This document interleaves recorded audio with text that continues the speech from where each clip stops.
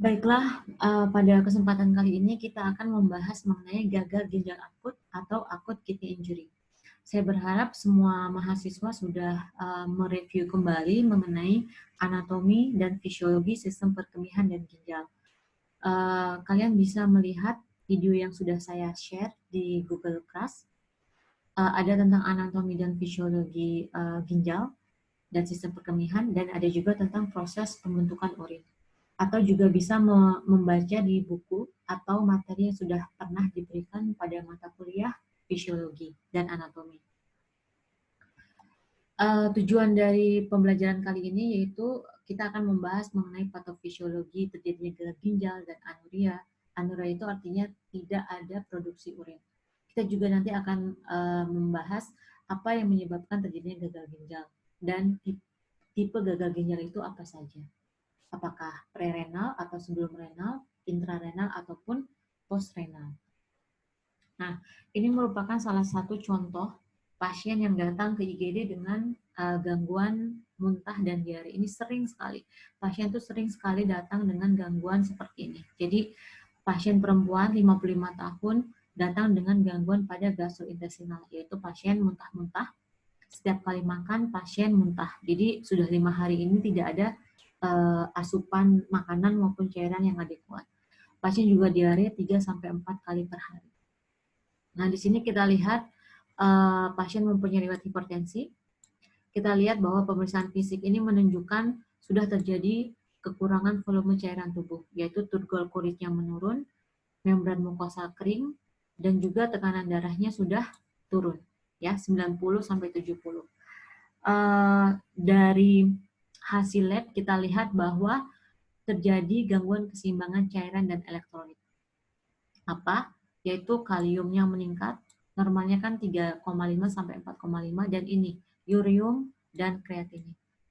Jadi ciri atau tanda bahwa pasien mengalami gagal ginjal itu adalah peningkatan kadar urium dan kreatinin. Urium ini merupakan sisa metabolisme protein, jadi harus dikeluarkan oleh tubuh melalui urin. Normalnya hanya 7-20 mg per desiliter. Ini 950 sangat tinggi karena tidak ada produksi urin, uriumnya juga tidak bisa dikeluarkan oleh tubuh. Makanya meningkat di dalam darah. Kreatinin juga begitu. Kreatinin ini merupakan hasil dari breakdown muscle atau otot. Jadi kreatinin ini merupakan zat sampah juga yang harus dikeluarkan oleh tubuh melalui urin. Normalnya pada laki-laki itu hanya 0,6 sampai 1,2 mg per desiliter. Pada wanita lebih rendah nilai normalnya yaitu 0,5 sampai 1,1 mg per desiliter. Pada wanita itu lebih rendah karena wanita massa ototnya lebih sedikit. Ya, sekarang kita lihat bagaimana pasien yang dengan mual muntah kok bisa mengalami gangguan atau mengalami gagal ginjal akut. Kita tahu bahwa pasien ini mengalami kehilangan cairan yang masif. Jadi diare sama muntah itu dan juga asupan yang turun atau kurang selama 5 hari itu menyebabkan asupan cairan ke dalam tubuh itu berkurang. Nah, karena asupan itu berkurang, maka volume cairan di dalam pembuluh darah juga akan berkurang. Nah, ketika volume cairan di dalam pembuluh darah berkurang, maka aliran darah balik ke vena itu akan berkurang. Ketika darah yang balik ke jantung itu berkurang, maka itu akan menyebabkan cardiac output berkurang.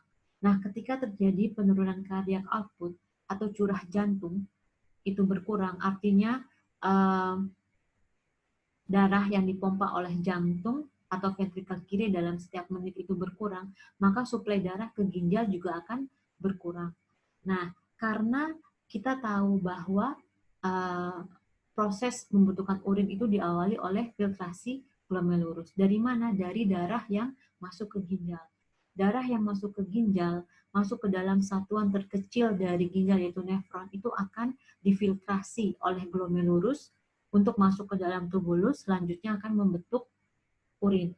Nah, ketika darah yang masuk ke ginjal itu berkurang karena volume darah berkurang, karena curah jantung berkurang, maka itu akan menyebabkan penurunan filtrasi glomerulus dan itu menyebabkan penurunan produksi urin.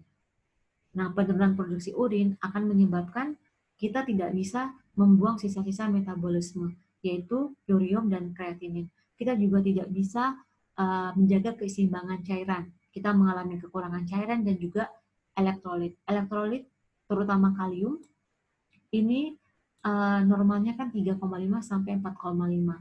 Karena terjadi gagal ginjal akut, tidak bisa menjaga keseimbangan kalium, akhirnya meningkat.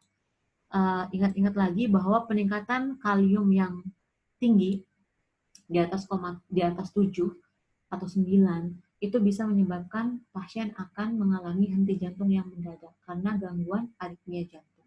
Ya, jadi pasien dengan mual muntah itu bisa menyebabkan gagal ginjal akut, bisa juga menyebabkan nanti henti jantung. Makanya harus hati-hati.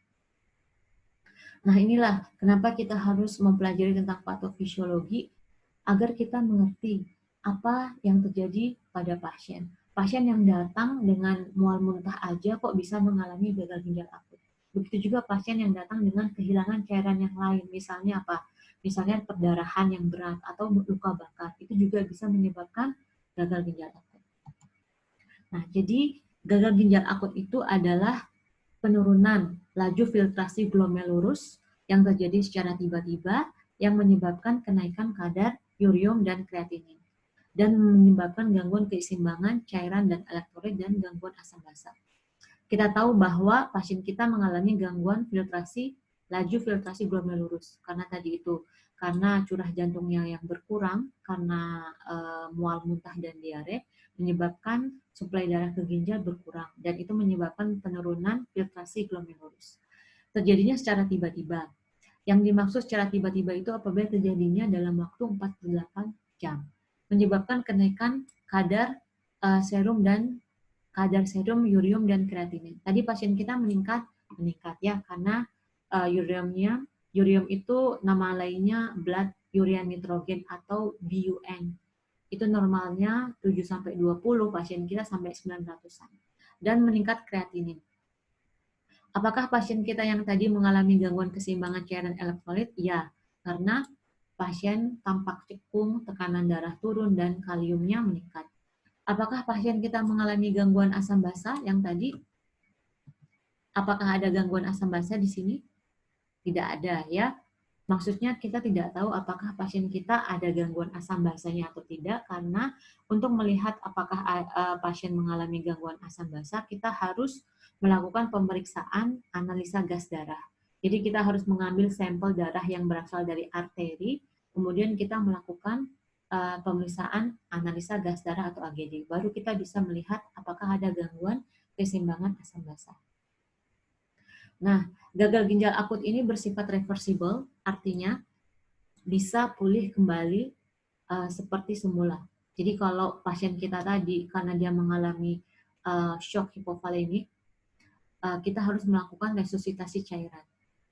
Resusitasi cairan yang adekuat bisa memulihkan gagal ginjal akut yang dialami oleh pasien. Nah, ini ada klasifikasi gagal ginjal akut menurut AKIN. AKIN itu adalah Acute Kidney Injury Network. Jadi suatu organisasi internasional yang khusus bergerak di bidang gagal ginjal. Jadi gagal ginjal akut dinamakan akut apabila penurunan laju filtrasi glomerulus, ini ada kurang filtrasinya, terjadi secara tiba-tiba dan cepat. Jadi kurang 48 jam. Kriterianya apa? Stage 1 itu apabila kreatinin meningkat lebih dari 0,3 mg per desiliter atau meningkat lebih dari 150 sampai 200% dari baseline. Contohnya seperti ini. Misalnya pasien kita laki-laki. Laki-laki dikatakan mengalami gagal ginjal akut stage 1 apabila kadar kreatininnya meningkat lebih dari 0,3. Jadi batas normalnya itu kan 1,2. Jadi kalau meningkat lebih dari 0,3 berarti 1,5. Jadi ketika kita punya pasien laki-laki dikatakan mengalami gagal ginjal akut stage 1 apabila kreatininnya lebih dari 1,5 mg. Pada wanita lebih dari 1,4 ya. Karena tadi kita tahu bahwa pada wanita atau perempuan itu kreatininnya lebih rendah karena massa ototnya lebih sedikit. Ini kadar blood urea nitrogen 7-20 mg per desiliter. Jadi baik blood urea nitrogen atau ureum dan kreatinin itu merupakan sama-sama zat sisa metabolisme. Jadi kalau bun itu sisa metabolisme protein, kalau kreatinin itu adalah hasil metabolisme atau breakdown dari otot. Nah, stage 2 dinamakan stage 2 apabila kreatininnya meningkat lebih dari 200%. 200% itu berarti kalau laki-laki meningkat lebih dari 3,6, kan 200% ya, berarti dikali 3. Itu dinamakan gagal ginjal akut stage 2. Atau kita juga bisa lihat dari urin output-nya. Dari urin output. Jadi kita tahu bahwa urin output normal itu adalah 0,5 sampai 1 mili per kilogram berat badan per jam. Jadi beda orang, beda normal karena beda berat badan. Jadi misalnya gini, pasien dengan berat badan 50. Normalnya kan 0,5 sampai 1 mili itu sama dengan cc. Berarti normal pasien itu dalam jam, urin outputnya itu adalah 0,5 dikali 50, berarti 25 ya. Berarti dalam 1 jam, pasien dengan berat badan 50, itu urinnya harus 25 sampai 50 cc. Ya. Jadi pasien dengan 50 kg, urin per jamnya harus 25 sampai 50 cc. Nah, dikatakan gagal ginjal stage 1 yang ini apabila dalam 6 jam atau lebih dari 6 jam urin output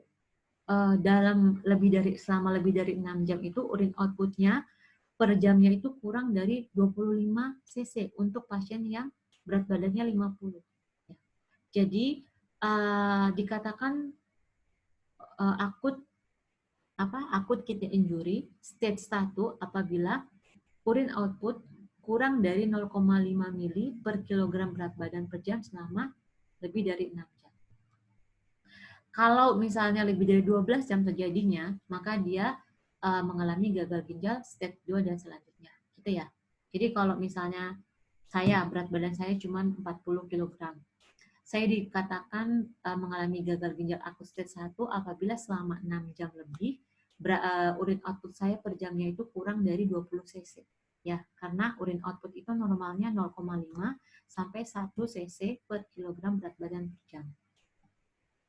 Nah, penyebab gagal ginjal itu ada 3. Yang pertama pre-renal atau sebelum ginjal. Yang kedua intrarenal, jadi masalahnya terjadi pada ginjalnya. Dan yang ketiga yaitu post-renal, jadi terjadi pada saluran setelah renal. Yang dimaksud dengan penyebab gagal ginjal prerenal itu seperti pasien kita tadi, yaitu diakibatkan karena darah yang masuk ke ginjal atau darah yang mengalir ginjal itu berkurang. Biasanya pada umumnya disebabkan karena kekurangan cardiac output. Maka pasien-pasien yang mengalami kekurangan cardiac output bisa karena perdarahan, bisa karena dehidrasi yang lain atau luka bakar, itu akan mengalami gagal ginjal akut yang bersifat prerenal.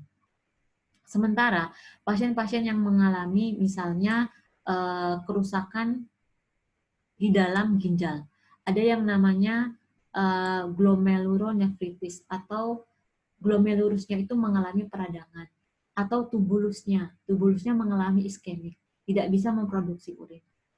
Itu akan menyebabkan gangguan ginjal yang disebabkan oleh intrarenal. Jadi ada masalah di dalam ginjal. Jadi kita tahu bahwa ginjal itu satuan terkecilnya yaitu nefron. Nefron itu terbentuk dari kapsula Bowman yang terdiri dari glomerulus. Setelah itu juga ada tubulus. Nah, ketika ada gangguan di salah satu struktur itu yang menyebabkan ginjal tidak bisa memproduksi urin, maka dinamakan intrarenal. Nah, ada yang namanya gagal ginjal akut yang disebabkan postrenal apa? Yaitu yang terjadi setelah struktur setelah renal. Ini struktur setelah renal itu adalah ureter. Ya, misalnya ada batu di ureter, ada batu di sini menyebabkan atau bisa juga selain batu bisa juga mungkin keganasan atau kanker atau tumor. Nah, ketika ada hambatan di sini, urin yang sudah diproduksi oleh ginjal tidak bisa masuk ke dalam kandung kemih, maka itu akan sehingga tidak bisa dikeluarkan oleh tubuh, maka dinamakan penyebab ginjal postrenal. Gitu ya. Biasanya ini kebanyakan sering batu atau keganasan. Ingat, struktur yang menyalurkan urin dari ginjal ke kandung kemih itu ureter. Ter itu inter. Sementara yang mengalirkan urin dari kandung kemih keluar tubuh itu adalah uretra. Kita ingat uretra itu ekstra, berarti keluar dari tubuh. Kalau ureter itu dari ginjal ke dalam kandung kemih. Nah ini tadi udah saya bahas sedikit. Penyebab gagal ginjal itu adalah ada prerenal. Ini merupakan penyebab tersering dari gagal ginjal akut. Tadi seperti shock, hipovolemik, dehidrasi, gagal jantung itu semuanya merupakan penyebab prerenal. Yang penyebab intrarenal, glomerulonefritis, jadi ada peradangan di glomerulusnya, ada peradangan di nefritisnya, dan juga nekrosis tubulus. Jadi tubulusnya itu mati atau nekrosis karena obat-obatan yang paling sering disebabkan karena NSAID. Kita juga sudah belajar tentang NSAID ya. Aspirin, ibuprofen, diklofenak itu bisa menyebabkan nekrosis tubulus kalau misalnya diminum secara berlebihan dan dalam jangka waktu yang lama. Antibiotik itu juga bisa menyebabkan kerusakan struktur intrarenal, terutama golongan ini, aminoglikosida. Itu bisa menyebabkan tubulusnya iskemik atau infak. Jadi rusak sel-sel di dalam ginjalnya. Terus juga bisa disebabkan kalau pasien mengalami transplantasi ginjal, itu juga bisa menyebabkan penyebab gagal ginjal akut yang intrarenal. Postrenal, apa tadi? Ada obstruksi di ureter, obstruksi di uretra, batu ginjal yang terletak di ureter, ataupun tumor itu bisa menyebabkan gagal ginjal akut yang bersifat postrenal. Nah, bagaimana kita ciri-ciri atau gejala yang muncul pada pasien dengan gagal ginjal? Itu yang pertama itu pasien biasanya mengalami anoreksia, nausea dan vomiting. Ini disebabkan karena peningkatan kadar urea kreatinin. Jadi urea yang meningkat itu bisa menyebabkan perasaan mual dan muntah. Dan kalau dia meningkatnya sangat tinggi itu bisa berbahaya, bisa menyebabkan koma atau kematian yang kita sebut dengan koma uremicum. Jadi meningkat sekali kadar ureumnya. Pruritus itu apa? Gatal-gatal. Jadi kalau kita sering lihat pasien yang mengalami gagal ginjal kronis itu sering garuk-garuk kulit, itu karena urea keluar yang tidak bisa dikeluarkan melalui urin itu akan keluar ke kulit, keringat, itu bisa menyebabkan gatal-gatal. Confusion, penurunan kesadaran itu juga bisa merupakan tanda dari gagal ginjal. Pada pemeriksaan fisik kita bisa melihat adanya hipertensi kalau tidak ada urin yang dikeluarkan. Kalau ginjal gagal membentuk urin kan berarti peningkatan cairan di dalam tubuh. Kalau peningkatan cairan dalam tubuh itu lama-lama bisa menyebabkan penimbunan cairan, itu bisa menyebabkan hipertensi, bisa juga menyebabkan fluid overload, jadi kelebihan cairan dalam tubuh, edema. Kalau misalnya edemanya tertimbun di paru-paru bisa menyebabkan sesak atau shortness of breath. Nah, dari pemeriksaan laboratorium kita bisa melihat kadar urea kreatininnya. Jadi normalnya gini.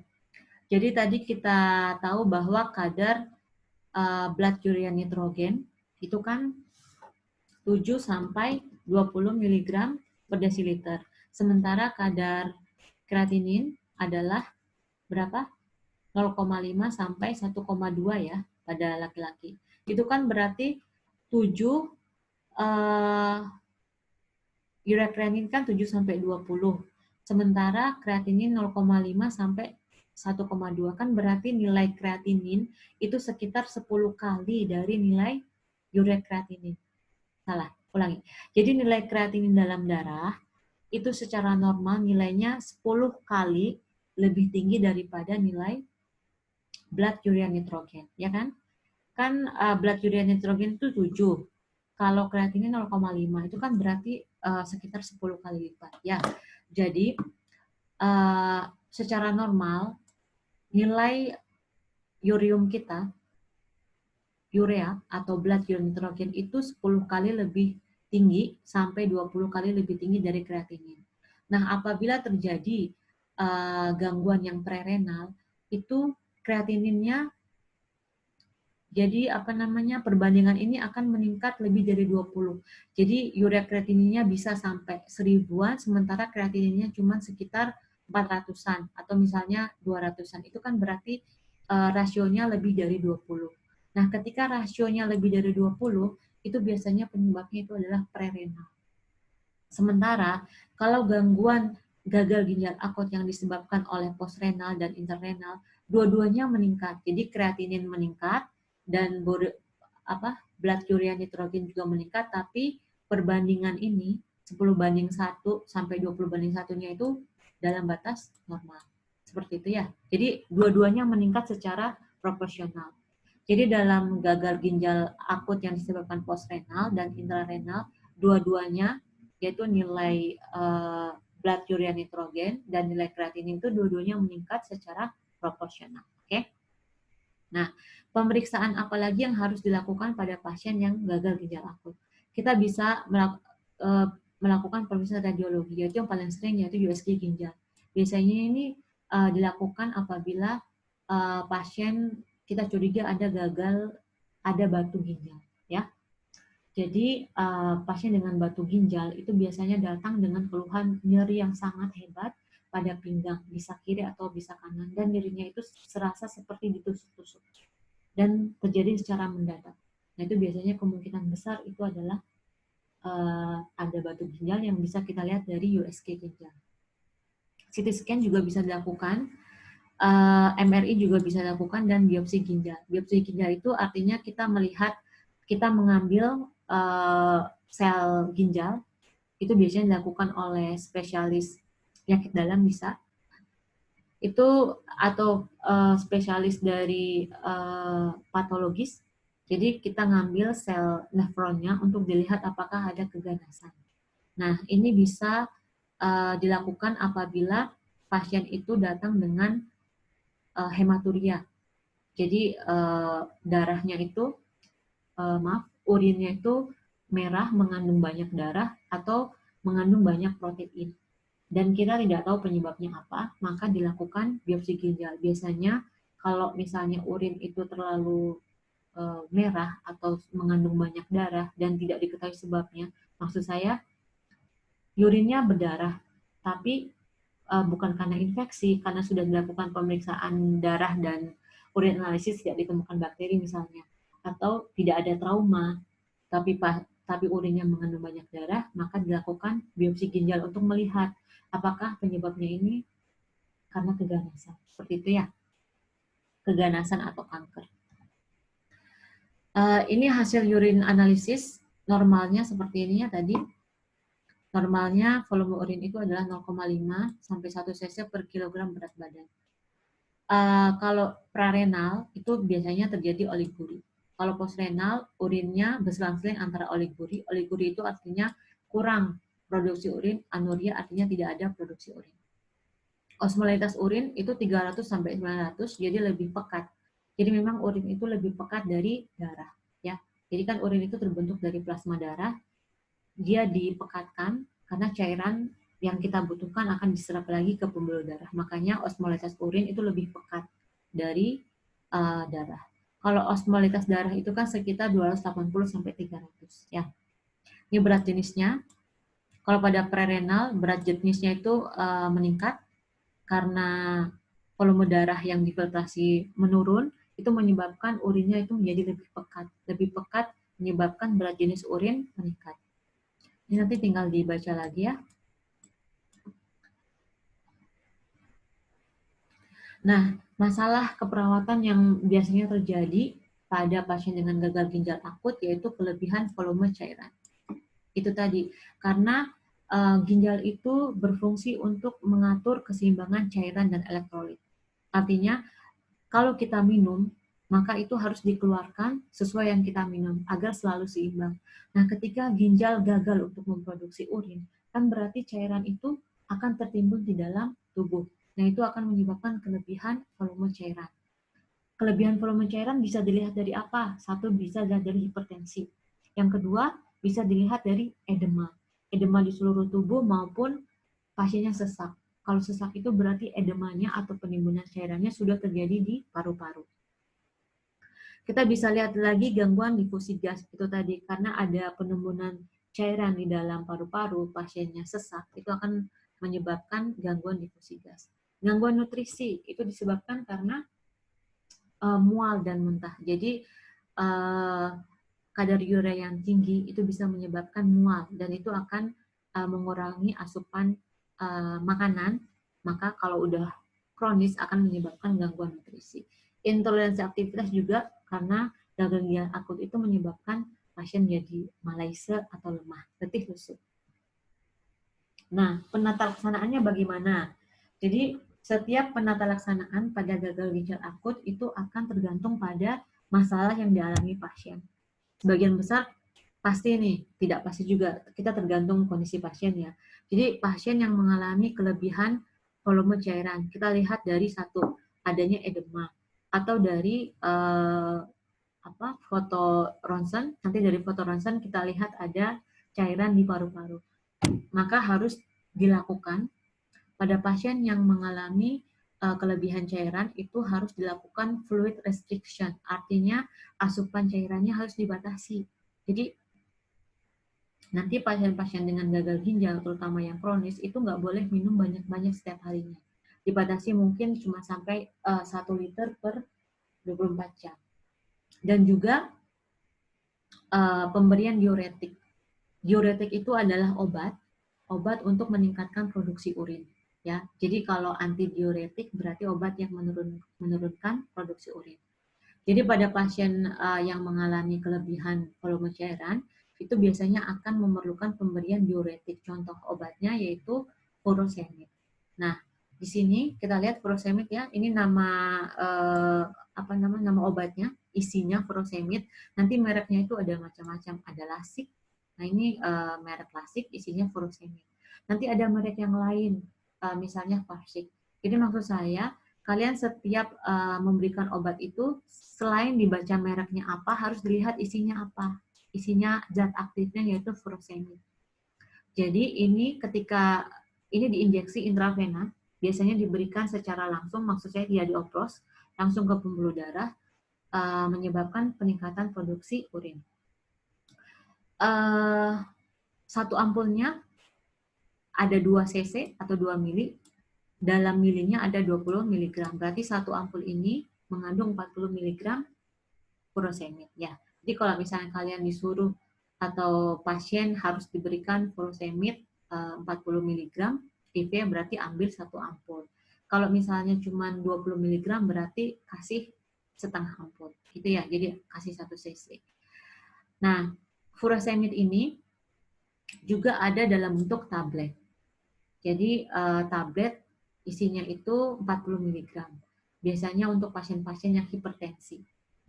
Itu diberikan furosemid. Dan ketika kita memberikan furosemid kepada pasien, anjurkan untuk minumnya nggak boleh malam. Kenapa?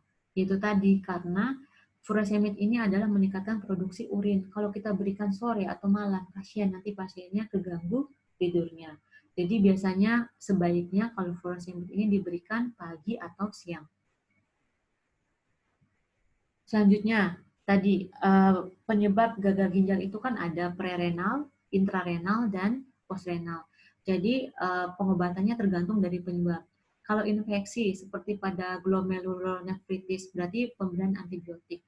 Kalau ada batu, misalnya batu di ureter atau batu di ginjal, maka dilakukan operasi untuk pengambilan batu atau ESWL. ESWL itu extracorporeal shockwave.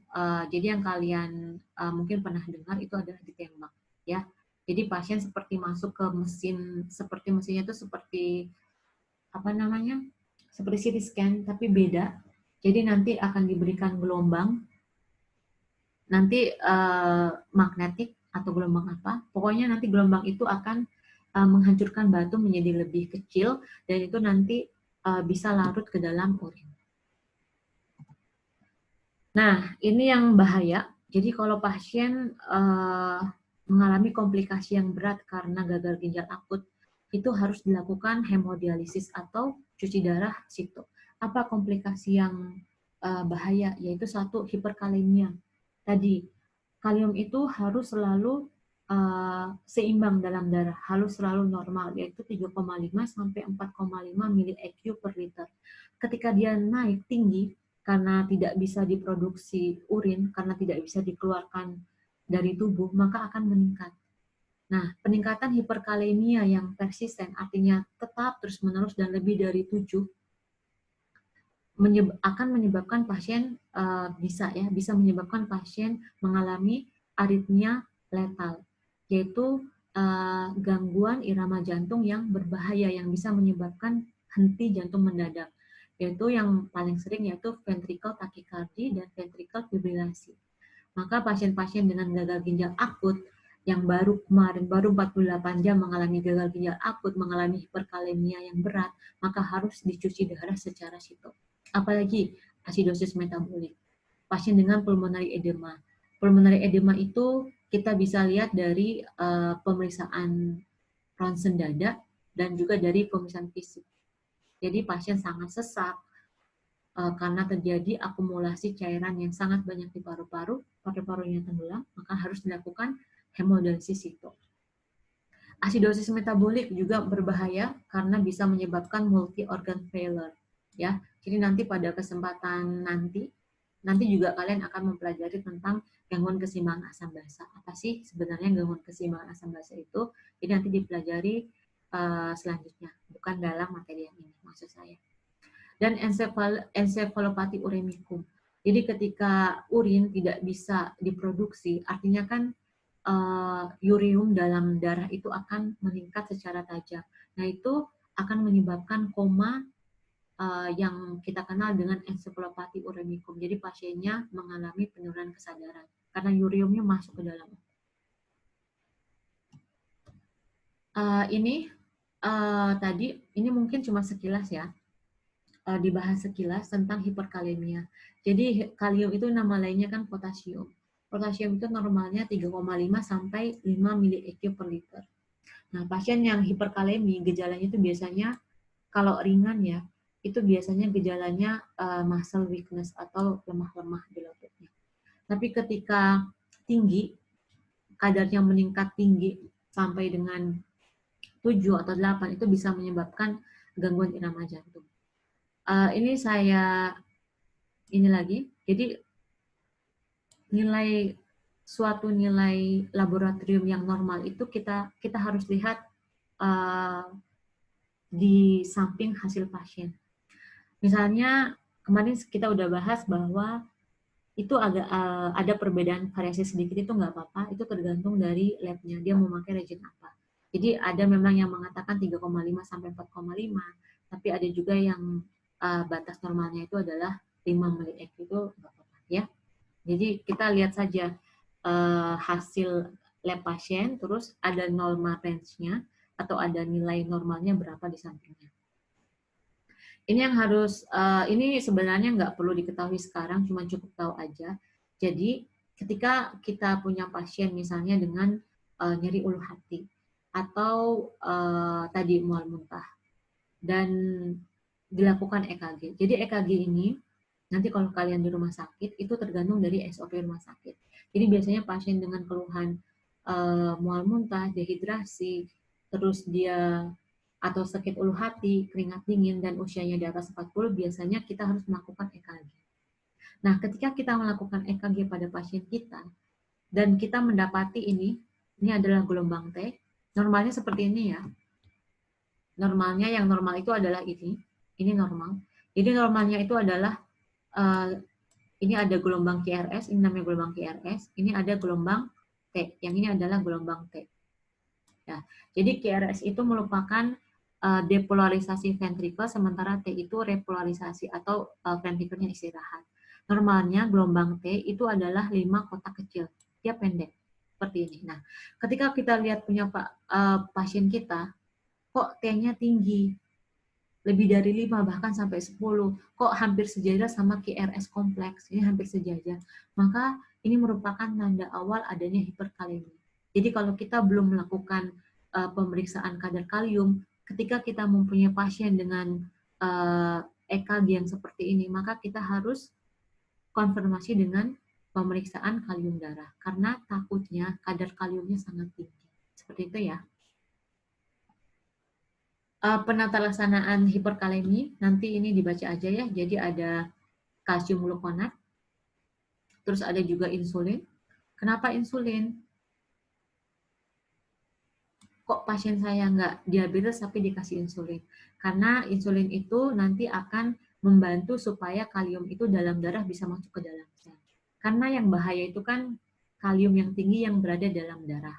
Ya, tapi kalau di dalam sel, dia memang normalnya tinggi. Karena memang kemarin kita sudah membahas bahwa elektrolit utama yang ada di dalam sel itu adalah kalium. Jadi kalium memang normalnya tinggi dalam sel. Tapi di dalam pembuluh darah atau di luar sel itu harus 3,5 sampai 5 mili-IQ per liter. Itu mungkin yang bisa saya sampaikan. Nanti dibaca-baca lagi. Kalau ada yang tidak dimengerti, bisa di komen di Google Class atau nanti bisa WA atau email ke saya. Terima kasih.